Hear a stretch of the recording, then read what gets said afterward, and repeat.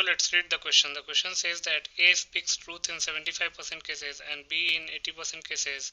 What is the probability that they contradict each other in stating the same fact? First option is 3 upon 20, then 1 upon 20, then 7 upon 20, then 1 upon 16. इस question में बोला गया है कि A 75% cases में सच बोलता है, B 80% केसेस में सच बोलता है, तो क्या प्रोबेबिलिटी है कि दोनों एक दूसरे को कॉन्ट्राडिक्ट करेंगे सेम फैक्ट को बताने में? बहुत ही सिंपल सा क्वेश्चन है। पहले हम की कॉन्सेप्ट लिख लेते हैं।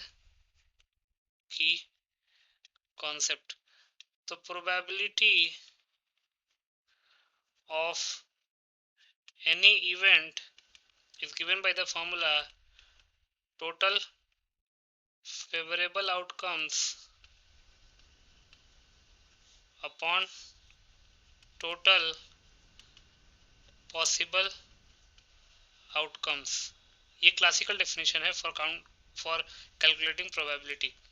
दूसरा, let E be any event, अगर ई कोई इवेंट है तो probability of happening of E plus probability of not happening of E is equal to 1। कहने का मतलब ये है कि ई अगर कोई इवेंट है तो इवेंट के होने की प्रोबेबिलिटी और इवेंट के नहीं होने की प्रोबेबिलिटी दोनों का सम जो है वो 1 के इक्वल होता है। तो इन दोनों की कॉन्सेप्ट्स को यूज करके इस क्वेश्चन को सॉल्व कर लेते हैं। अब क्वेश्चन में क्या दे रखा है? According to the question, A speaking the truth in 75% cases. इसका मतलब क्या है? Therefore, probability of A speaking the truth वो कितना होगा? अगर 75% केसेस में वो ट्रूथ बोल रहा है तो इसका मतलब कि 75/100 जो है वो प्रोबेबिलिटी हो जाएगा of A speaking the truth. तो इसका मतलब कि P ऑफ ए आ गया हमारे पास 75/100। तो P ऑफ ए बार क्या आ जाएगा? मतलब वो सच ना बोले उसकी प्रोबेबिलिटी क्या है? 1 minus P of A, that is 1 minus 75/100, और ये हो जाएगा 25/100। Now B speaking truth, B speaking truth in 80% cases. 80% cases में जो है वो बी जो है वो सच्चाई बोल रहा है।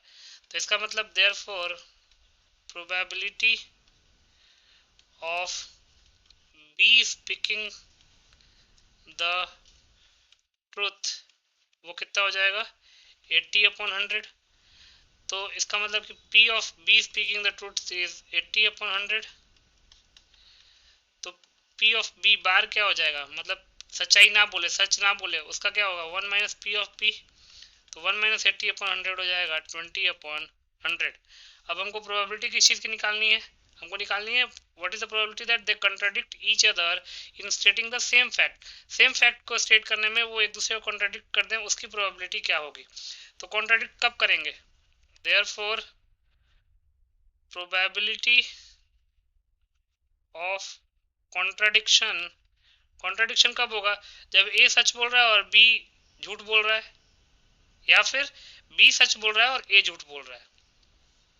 तो मैं ये लिख देता हूँ, A speaking the truth, A speaking the truth and B speaking false,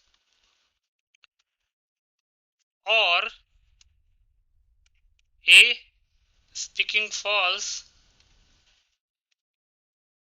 and B speaking truth. इन्हीं दो केसेस में कॉन्ट्राडिक्शन होगा। तो ए स्पीकिंग द ट्रूथ मतलब P of A into B speaking false मतलब P of B bar, and इसलिए हमने multiplication किया है। अब और आया प्लस ए स्पीकिंग फॉल्स मतलब P of A bar into P of B.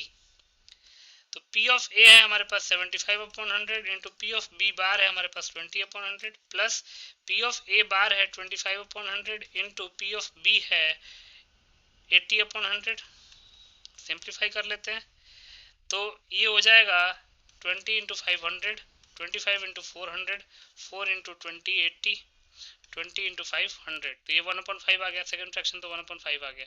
ये आ जाएगा 5 इंटू 15 75 होता है, 5 इंटू 3 15, 5 इंटू 20 100। तो ये हो जाएगा 3/20 प्लस 1/5। तो इसको हम लिख सकते हैं 3/20 प्लस 4/20 तो ये आ जाएगा हमारे पास 7/20, यही हमारा रिक्वायर्ड प्रोबेबिलिटी हो जाएगा। तो देख लेते हैं कि इस ऑप्शन में लिखा हुआ है 7/20 जो है वो सी ऑप्शन में लिखा हुआ है, तो सी ऑप्शन जो है हमारा फाइनल आंसर हो जाएगा। तो C option will be the final answer. I hope you understood it well. Best of luck.